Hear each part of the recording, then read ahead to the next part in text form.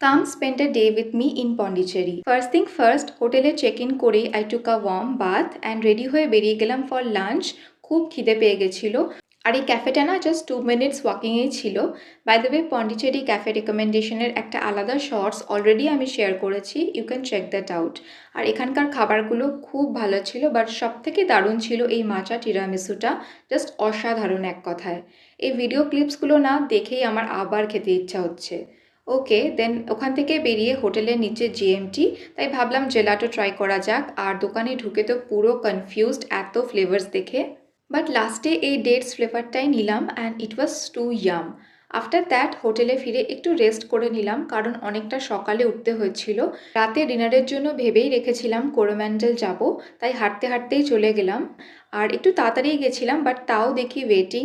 Half an hour মতো wait করার পর ফাইনালি হ্যাড দ্য ফুড। এটাও কিন্তু ক্যাফে রিকমেন্ডেশন ভিডিওতে ইনক্লুড করা আছে, চাইলে চেক করতে পারো। নেক্সট মর্নিং রুমে একটু কফি বানিয়েছিলাম অ্যান্ড ব্যালকানিতে বসে সেটা এনজয় করলাম। ইট ওয়াজ সো পিসফুল। তারপর চেক আউট করার আগে ব্রেকফাস্ট করতে ছাদে গেলাম, ওখানেই অ্যারেঞ্জমেন্ট করা হয়েছিল। আর এই ভিউটা দেখো, জাস্ট অপূর্ব, তাই না?